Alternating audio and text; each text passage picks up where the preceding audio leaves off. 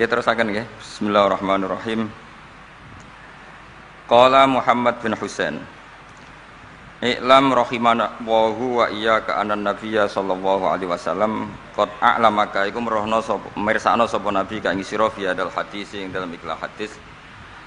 Anna Jibril saat temene malaikat Jibril alaihi salam innama sa'alan nabiyya sallallahu alaihi wasallam bi hadrati ashabi ana ing ngarepe sahabate para nabi.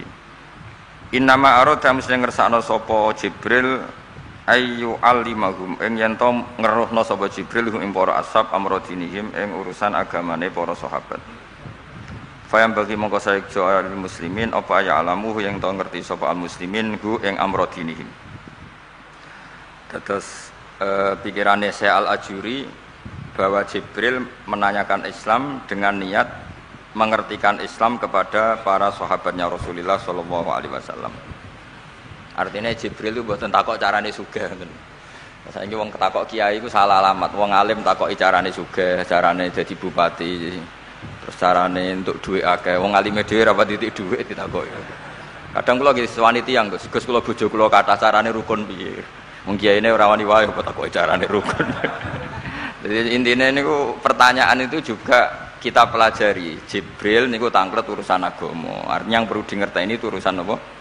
Agama. Tapi kita punya masyarakat sing kadang tanya ini sesuatu yang sifatnya khadun nafsi. Terus kiai iku rapati seneng jabatan, kadang ditakoki tiyang carane dadi bupati. Nak dadi bupati salami templek 2 juta, nak ora dadi diarani donyane ngobos. Seloro kabeh dadi kiai. Lan kula seneng nak terkenal donga kula ra mandi, mergo nak mandi ku repot. Dadi dukun. Jadi aniki repot. Kula gak ada cerita tentang Pak Hamid Pasuruan. Diceritani bapak kula. Bapak Nurian lami ngaji kalian Ki Hamid. Jadi dawuh beliau iku soleh zaman akhir ku repot, hisabe gede. Mergo terkenal wali, dongane mandi terus wong kepen sugih marani kiai, kepen wayah marani kiai, kepen jabat marani kiai. Terus ngekeki dhuwit. Mari hisab tok mergo agama sudah dikonversi sebagai materi. Mulane beliau pernah menangis, aku soleh-soleh ku ngene golek ridane Allah kok wis dadi wong sowan ngekeki dhuwit, ngekeki gula terus sampean piye aku ning akhirat. Jadi jangan kira para wali itu senang ketika banyak mendapat apa? Penghormatan. Karena takutnya kesalian ini terkonversi sebagai apa? Materi. Apalagi orang sekarang itu, kalau orang dulu tanya kan jelas ya, yas'alunaka madza yunfikun. Kalau uangnya banyak tanya, kula kekno sinten. Kalau ahli falak ya tanya yas'alunaka anil ahillah. Ketentuan tanggal penanggalan komaria itu gunane nopo ya Rasulullah. Kalau punya warisan ya tanya warisan. Jadi intinya semua yang ditanyakan itu urusan apa? Agama. Maka kata Imam Syekh Al-Ajuri seharusnya pertanyaan itu ya urusan agama dan yang harus diketahui ya urusan agama. Maka orang Islam yang harus diketahui ya urusan agama. Terus kalau wau istifadah kalian guzufur, memang di depan umum itu penting supaya tidak ada al-qila wal qal. Jadi ini kan diulang-ulang bihadrati ashabi. Ini dalam ilmu hadis itu penting sekali supaya ilmu itu mutawatir.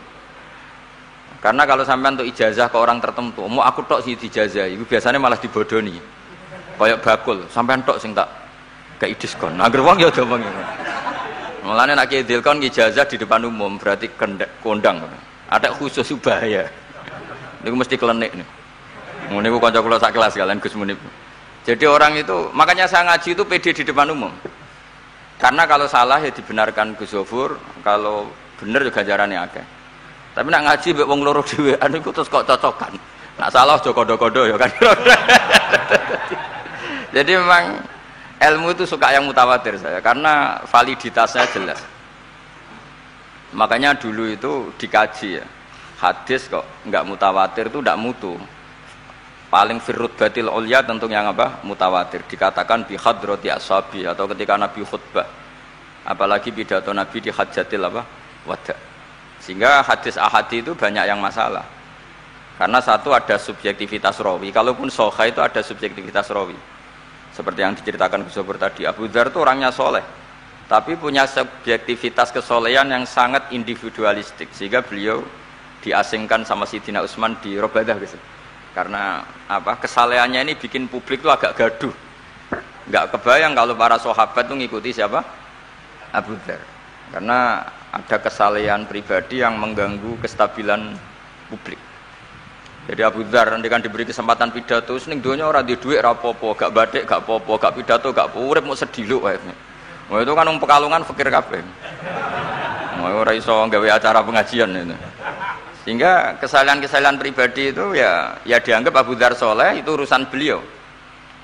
Makanya komentar Imam Ghazali tentang Abu Dzar, faqad kana min ashabi Rasulillah man huwa a'lamu minhu wa man huwa awra'u minhu. Tapi ternyata tidak punya pilihan kayak Abu Dzar. Beliau itu nanam anggur saja enggak berani. Karena takut sebagian anggur kalau terbeli pasti sebagian itu dipakai syaribul khamr. Jadi kira-kira kalau Abu Dzar hidup sekarang enggak berani beli pulsa karena digoweanan kadang demenan macam-macam. Iya kira-kira enggak berani jual pulsa. Mungkin jual badik juga agak berani. Nak kanggo wong ngengkek kan terus dinggo ngerayu wong lanang juga berani kira-kira seperti itu. Nanti jual pulpen ya agak berani. Ya nak dituku santri gue ngaji, nak dituku mereka gue korupsi tanda tangan gue. Jadi, wah itu kalau jadi gerakan masif kan orang bisa mati semua. Ya. Masyhur itu khilafnya Abu Dzar dan Sayyidina Utsman radhiyallahu anhu. Jadi sehingga saya sendiri secara pribadi itu sering ikuti Mbah Mun yang ngendikan di depan publik. Meskipun saya sering, terutama Gus Zofur tentunya, sering dapat wasiat khusus. Tapi saya tetap lebih senang yang dingendikano di depan publik. Karena ukurannya lebih jelas. Ya saya ulang lagi, ukurannya lebih jelas. Satu, saksinya banyak. Dua, pasti itu ukuran umum. Cek sing cerdas, setengah cerdas. Tapi kalau dingendikano khusus kan, cung. Jadi kiai itu ya nak subuh aja kodok, itu kan nasihat campur ngenyak itu kan. Karena apa ya, itu kan agak-agak ngamuk tapi halusan itu. Jadi tapi kalau umum kan standarnya jelas apa? Standarnya apa? Jelas. Ya saya teruskan. Jadi bihadrati ashabi itu menurut saya kata kunci karena pentingnya mutawatir. Terus menyangkut pertanyaan tadi yang Gus Zofur hilang, enggak semua pertanyaan harus dijawab. Sebetulnya saya juga ngeritik. Enggak semua yang diunek-unek sampean takokno. Kadang wong takok nasib, Gus. Kita misalnya saya itu sering punya utang 1 juta gak iso nyaur. Kadang wong takok kula diutang 1 miliar carane nyaur piye? Wong kene diutang 1 juta ora carane nyaur kok ditakoki sak utange napa? 1 miliar. Kula nu di santri, bojone niku 3 wong sugih. Wah, iku ora gersowan kula takok carane ngrukono bojone. Ya kene bingung, piye carane? Bojo sitok wae kudu urip malah. Ditakoki bojo napa? Nah, ternyata santri itu terinspirasi oleh cerita-cerita. Syaratnya wali iku kudu di bojo cerewet. Nak sitok wae cerewet wali apa meneh nak telu, dia cara berpikir begitu. Nah, itu yang bojo pertama itu ngancam nak masih sah dengan istri kedua ketiga mau bunuh diri. Terus dene nate nyuwun sewu melafatkan tolak. Terus takok teng kula. Niku termasuk mukroh napa mboten Gus? Karena saya melafatkan itu dipaksa diancam bojo pertama mau napa? Diware. Lah iku nang fikih kan hanya ada syartul ikrah itu mukre harus mampu mewujudkan mahaddadahu. Kena arah megat tak pateni. Ini ndak kasusnya unik. Umumnya bab ikrah di fikih kan nak ora ketak pateni ini ndak, ini kasusnya beda. Nak rabok turuti aku mati. Itu kan bingung. Ya saya seduarian Gus Zofur ya jawab wallahu a'lam. Nunggu Jibril ya sudah akan datang. Artinya gini ya. Problem kita kekinian itu setiap masyarakat punya iskal atau punya grundel itu ditanyakan kiai. Padahal seharusnya tidak sesuatu yang harus apa? Ditanyakan. Misalnya koyo gawane di bojo akeh ya mesti sumpek ngurmat wong wedok sitok sumpek apa meneh telu. Terus gawane wong duwe utang akeh ya sumpek. Hal-hal seperti itu kan lazim. Sebenarnya enggak perlu ditanyakan, wis biasa wae standar. Tapi kita ini sering menuntut orang lain menjadi solusi ya bagi orang itu. Makanya saya kalau ngajar di Jogja itu sering cerita begitu. Problem orang kota itu adalah kalau punya beban itu dibebankan ke negara atau ke kiai atau ke ustadz. Padahal beban ini sebagai hukuman karena kesalahannya apa? Sendiri. Saya masih ingat betul ketika kasus Aid. Mbah Mun itu orang yang sangat syafiq li ummati, sangat syafiq lah, sangat syafaqah pada umatnya. Ketika ada seorang dokter peneliti obat Aid, itu sangat tertantang, dia sangat obsesi bisa menyembuhkan aid. Aid yang karena free sex ya, bukan karena ketularan. Saya ulang lagi, yang karena seks bebas, bukan karena ketularan. Itu tidak biasanya yai duka. Baru pertama itu saya melihat yai itu agak duka. Terus beliau tidak jawab, tapi setelah dokter itu pulang ngendikan begini.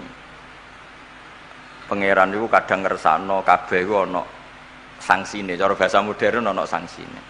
Ya tujuane pangeran iku wong ben tobat, ben balik nang Allah. Jadi ana wong uripe ngawur diutang, ya sangsine wong urip ngawur diutang ben uripe apik. Intinya Mbah Mun tuh mau ngendikan kesalahan iku pantese ya ana sangsine ben wong tobat. Lah saiki kiai iku nek ditakoki ngono berusaha cari solusi sanksi iku, padahal Allah kepengen memberi sanksi.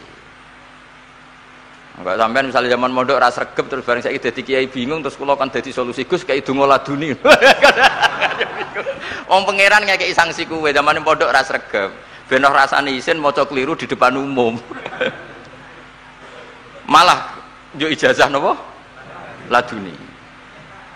Jadi itu pelajaran bagi saya menurut saya. Jadi kata Mbah Mun la'allahum yarji'un itu la'allahum yantahun yang di Quran itu satu kesalahan itu pasti Allah itu menghendaki ada apa? Sanksi. Tentu maksudnya Allah baik supaya tobat. Tapi sekarang sanksi itu mau dihilangkan. Kadang konsultannya itu kayak bojo kepengen minggat. Sing lanang tak takoki kena apa?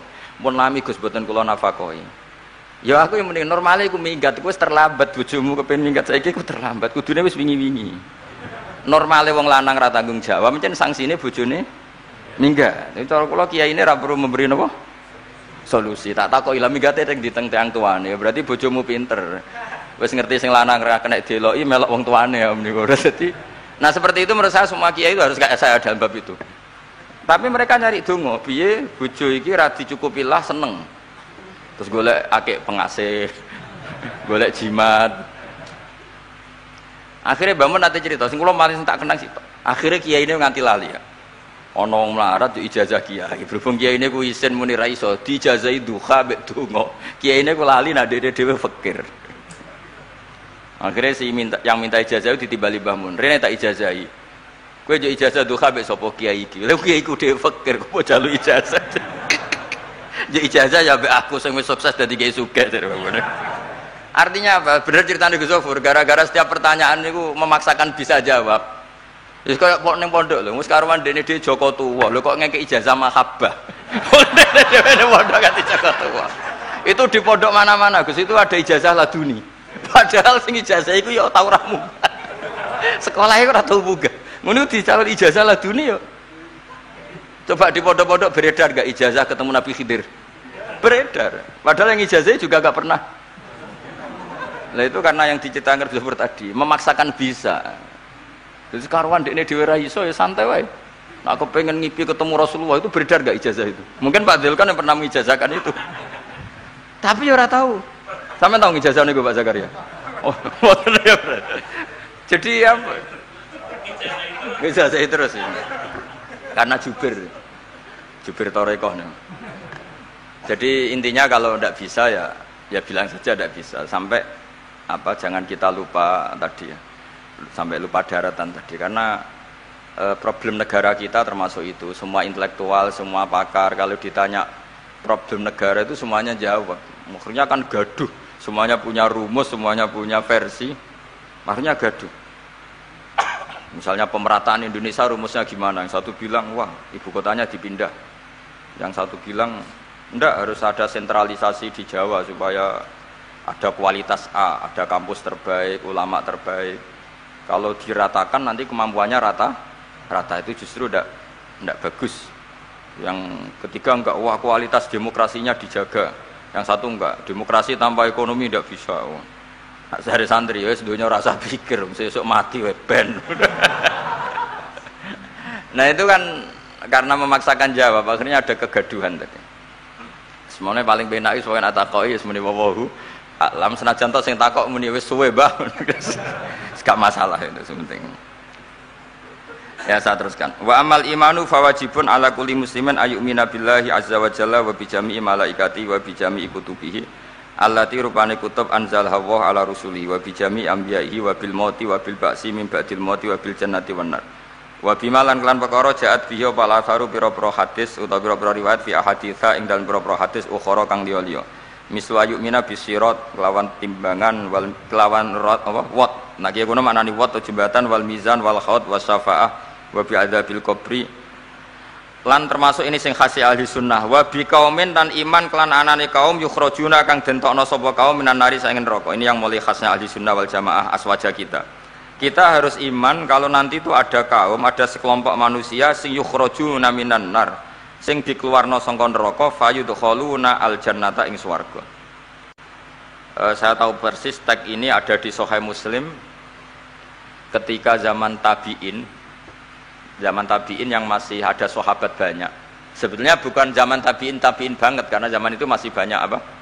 Sahabat. Itu mereka cara berpikir sudah semua ahlun nar itu redaksi di Quran tuh khalidina fiha. Sehingga zaman tabi'in sudah banyak yang berpikir enggak ada kemungkinan orang sing yukhrajuna minan nar.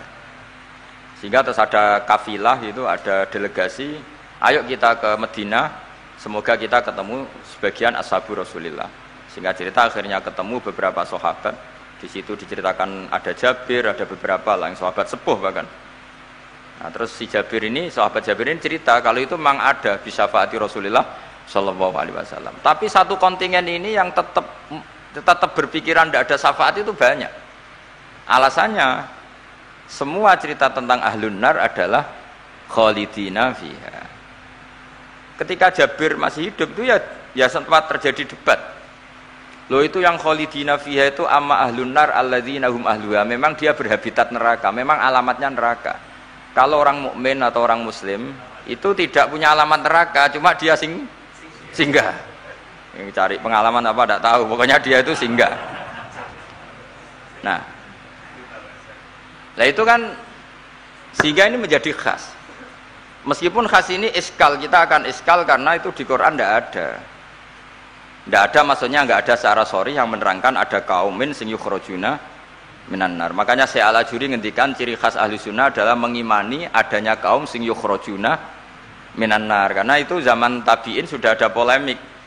Tapi tentu kita yang mengimani itu. Tapi kalau ada yang tanya di semua Quran kalau masuk neraka itu khalidina fiha itu dijawab apa? Amma ahlun nar alladzina hum ahluha. Memang dia spesifik ahli neraka, memang dia berpenduduk neraka. Alamatnya neraka, KTP-nya neraka, kakane neraka. Kalau kita ini ndak, KTP kita surga, mbah-mbah kita ahli surga. Karena alamat kita sebenarnya kan surga. Nabi Adam itu kan surga alamat. Makanya saya ngaji di mana-mana itu betapa baiknya agama ini. Karena kunci surga kita sudah dikasih tahu miftahul jannah. Sementara kita tidak tahu kuncinya neraka. Jadi kena mlebu neraka itu kebangetan. Wong ora roh kuncine kok mlebu. Tapi jare kancaku, wah gak ono pintune Gus, langsung blusak. Ini problemnya itu. Tapi nek sampean mlebu neraka itu kebangetan. Karena yang kita punya kuncinya itu surga, kita tidak punya kunci neraka. Ono sing dikunci neraka, betul tuh. Nah, harusnya kita nggak bisa masuk neraka karena nggak punya kuncinya. Jadi kalau nak maca hadis miftahul jannah la ilaha illallah itu syukur kalau cek apike Kanjeng Nabi, wong kunci kok ditudono. Itu kan luar biasa. Jadi orang memahami hadis itu. Saya ini tahadus bi nikmah, ini mumpung ada Gus Zofur, ini saya tasihkan. Wal asri demi masa, demi waktu. Saya ketika baca ayat yuridu wa bikumul yusra wala yuridu bikumul usra. Dengan ayat wal asri demi waktu. Itu memang luar biasa Islam itu. Coba ya.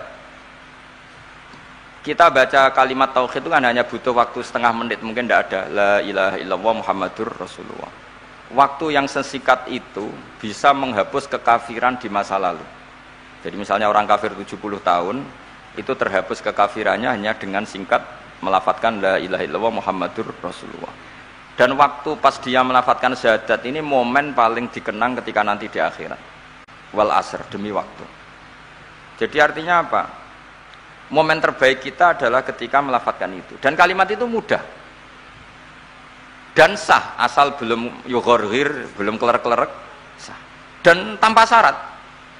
Misalnya sholat tidak butuh suci, butuh nutupi aurat, butuh melakukan rukun dan syarat. Syahadat enggak. Lau talaffadhu kafirun bihadi syahadah mesti apa sohat hadi syahadah. Padahal kafir urung adus ijek junub. Itu langsung sah. Betapa mudahnya agama ini. Kalimat yang menyelamatkan orang-orang dari neraka kemudian enggak banyak prosedur untuk menjadi sah. Nah ini saya cerita ya, betapa agama ini mudah. Ya kan kalimat yang bisa menghilangkan kekafiran kemudian tidak banyak syarat. Coba kalau kamu mau sholat, syaratnya kan macam-macam. Mau zakat, syaratnya macam-macam. Tapi kalau mau bersahadat, orang kafir kalau bersahadat itu ada syaratnya enggak? Ya syahadat saja. Itu wal asr, demi waktu. Betapa Islam itu menghormati waktu, momen paling penting tentu kenangan kita adalah baca apa? Syahadat. Sehingga setiap Nabi ditanya iman atau Islam tadi kata Gus Zafur gak boleh dipisahkan ya. Ukurannya antas syahadah alla ilaha illallah wa anna muhammadar Rasulullah. Ya saya teruskannya. Jadi khasnya kita adalah meyakini wa biqaumin yukhrajuna minan nar lan kita kudu yakin anane kaum yukhrajuna kang den tokno sapa kaum minan nari sanging neraka fayudkhuluna mengko den lebokno sapa kaum al jannata ing swarga. Wa bisaati lan iman anane kiamat wa asbahin hadza mimma yu'minu bi ahlul haq min ahlil ilm. Atau yang mirip-mirip ini yang diimani oleh ahlul haq min ahlil ilm. Wa yajhadu bi ahlul ahwa wal bidah. Meskipun diingkari oleh ahlul ahwa wal bidah. Jadi satu keyakinan sing diyakini Imam Ghazali, ulama Azhar, ulama ahli sunnah, meskipun keyakinan itu ditolak oleh ahlul ahwa wal bidah wad dolalah. Mimman sangking wong hadzara kang medekno nak ing kita hum ing man sapa annabiyyu. Jadi bacanya mimman hadzarana humun nabiyyu. Mimman sangking wong hadzara kang ngekeki peringatan medekno. Maksudnya Nabi mewarning kita, memperingatkan kita agar takut mereka. Mimman sanging wong hadzara kang medekno nak kita hum sangka man sing dolalah wau sapa Nabi sallallahu alaihi wasallam wa hadzarona lan medekno nak kita hum ing anut man sing dolalah wau sapa sahabat para sahabat wa tabiun lan sing para anut lahum maring sahabat bi ihsanin wa ulamaul muslimin lan yang memberi peringatan itu para ulama-ulama Islam. Ya, terus kita harus menghindari perilaku tertentu yang perilaku itu zaman Nabi sudah sangat diperingatkan. Misalnya yang masyhur itu Khawarid lah. Khawarid itu kelompok yang sangat soleh secara zahir.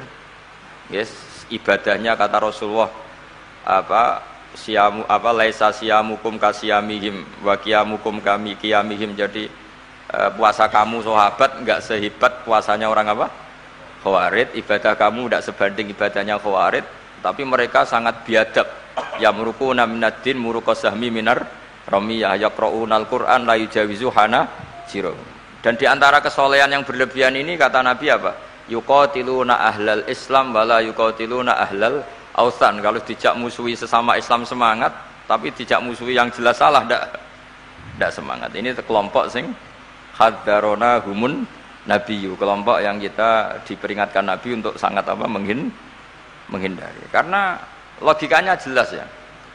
Orang yang kafir saja inginnya Nabi menjadi muslim dengan diajarkan syahadat.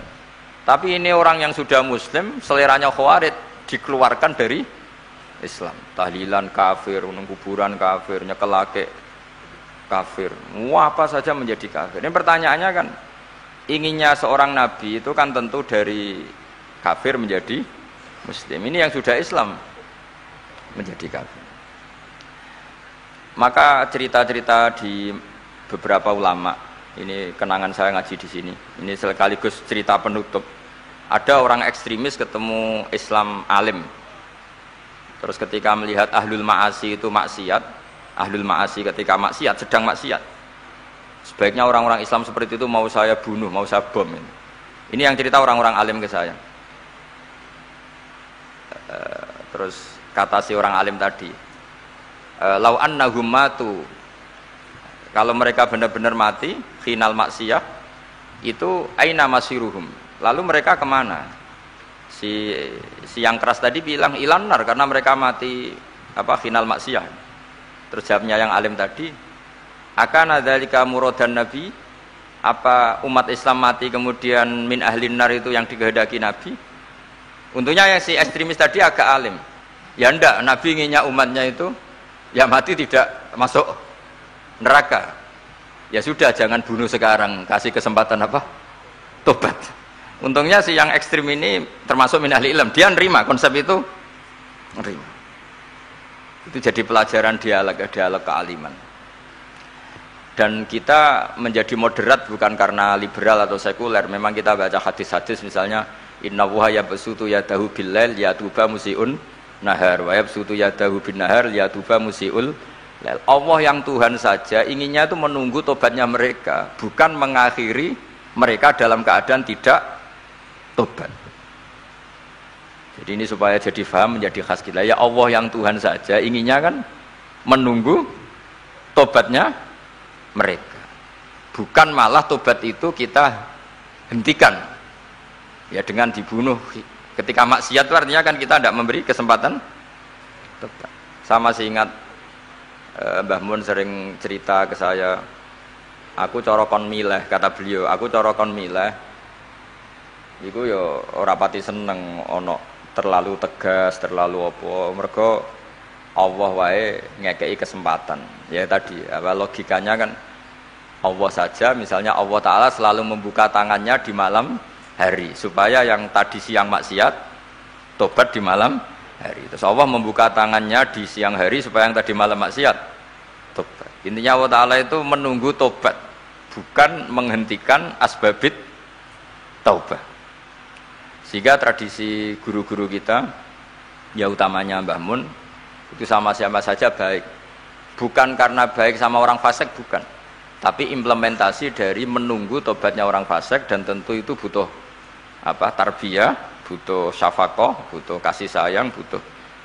Saya masih ingat ketika beliau baca kitab karangannya Imam Sa'roni itu, Tambihul Mukhtarin, itu diantara madzhab Imam Sa'roni itu al-hikmah dolatul mu'min, itu beliau juga menambahkan wal fasik dolatul mu'min.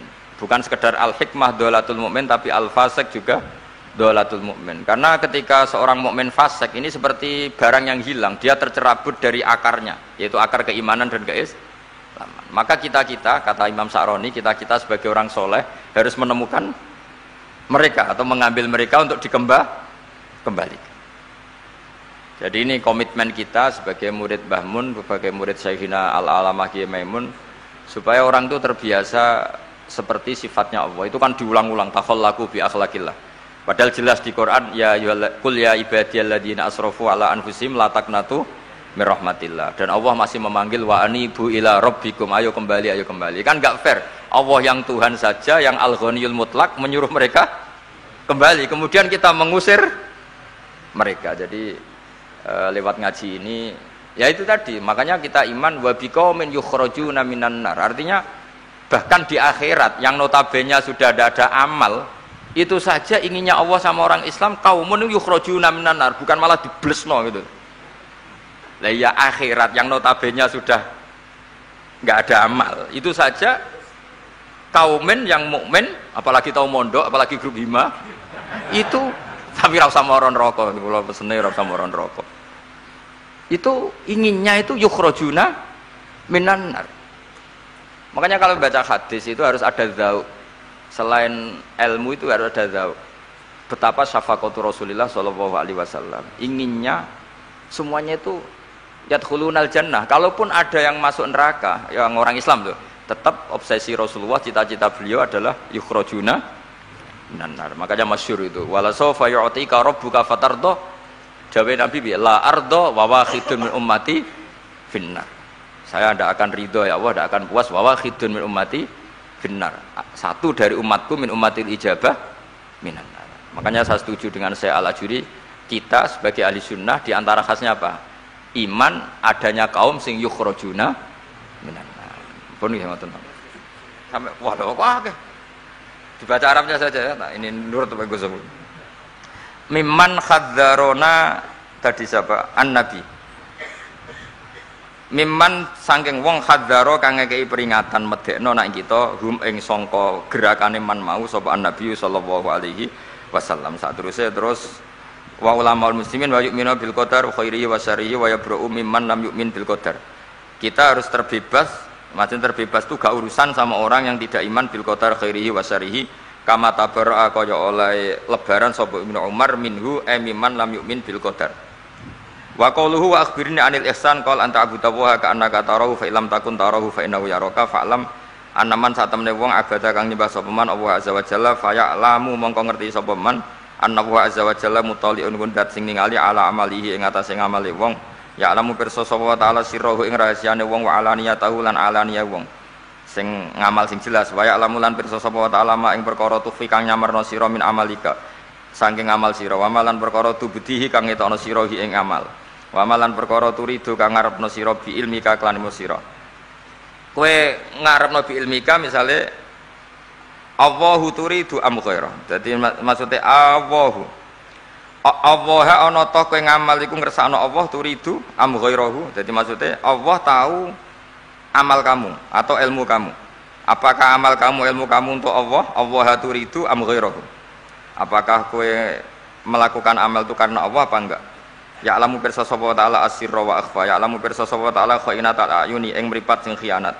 wa malan perkara tufi kang nyimpen apa suduru apa dodo ya'lamu pirsa sapa ta'ala ma ing perkara antum kang te sira kabeh ku alihi ngatasé ma fahdaru mongko wedya sira kabeh ing Allah mesti wedi Allah dengan makna mendekat ke Allah faman mongko te sapane wong roa iku jaga sapa man hadhihi ing ikilah halah hadhil halah atau hadhil ya wa hadhil halah perilaku ini bikal bihi klan atine man wabi niku ya napa Pak niku faman ra'a hadhihi biqalbi wa ya'lamuhu lan ngerti sapa wong hu ing iki khasya mongko wedi sapa man menawa azza wa jalla wa khafahu lan wedi sapa wong Allah wa abadahu kama lan nyembah sapa wong hu ing Allah kama amara kaya oleh merintah sapa wong hu ing man fa ing kunta mongko lamun ana sira an hadil muraati sange ikilah ngrekso ati nak dipirsani Allah ana iku fi ghaflatin ing dalem lali fa innahu mongko satune Allah taala ku ya ora kamirsani sapa wa kang sira summa ilaihi mongko nuli maring Allah sarasan marjiuka te bali sira fayunabdu ka mongko nyritakno sapa kang sira bima kunta kelawan barang sing apa ae ngamal tak malu nglakoni sira ku ing man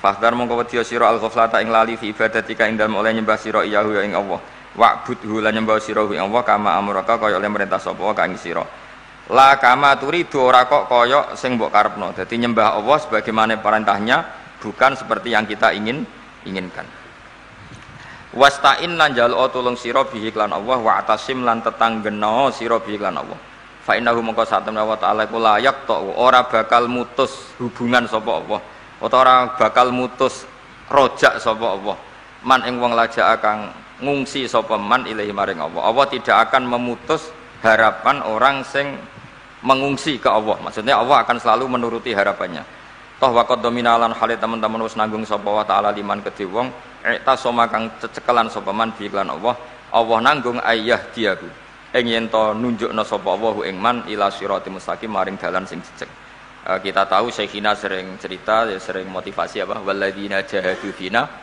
lanahdiyannahum subulana asal kita serius ila Allah pasti Allah akan menunjukkan jalan ketika itu beliau cerita Mbah Zubair pernah ditanya Kiai Alim Lasem ada dialog antara Mbah Zubair dan orang alim Mbah Zubair itu ketemu orang alim yang ahli falak tapi mungkin enggak sealim fikih atau enggak sealim tafsir dibanding Mbah Zubair tanya Mbah Zubair Masjid Wali Songo itu tak falak pakai Yaumarosdil apa kiblat itu kok kiblatnya ya kok bener kabeh padahal Wali Songo itu ora tau ngaji falak kira-kira kan enggak pernah sekolah MGS lah kira-kira gitu biasanya nak falak kan kosong niku mesti Gus Munib lho kanca niku agar pelajaran falak iya kabeh Fadilkon barang niku Fadilkon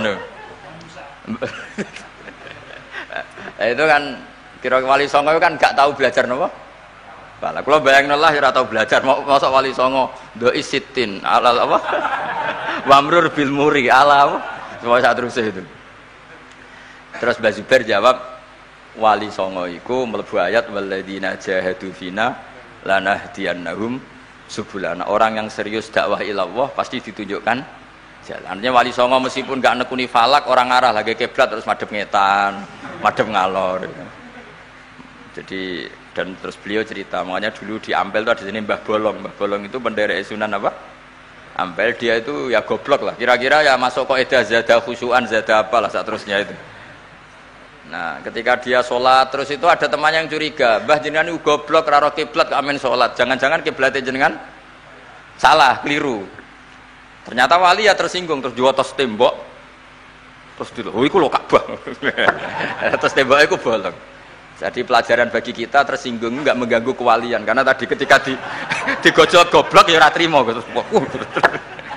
Makanya kalau ada orang tersinggungan ya wali ini ala Mbah Bolong. Cuwotos temboknya. Terus melihat apa? Nah, kalau ceritanya Mbah Mun itu, kira hak sebabnya Masjid Demak menorone rontok miring. Ya mereka sama, ketika Wali Songo bikin Masjid Demak, ada saja yang usil. Jangan-jangan kiblatnya salah. Terus dari ceritanya Mbah Mun gitu. Mbah Mun ya diceritani Mbah Bae mungkin. Sekali Joko hak kon nyenteng Masjid Demak, napa menarane. Nganti tok Ka'bah. Lah narike kebanter, mulane dhisik menara iku. Jadi dulu itu tidak pakai yaumar rasdil apa? Kiblat.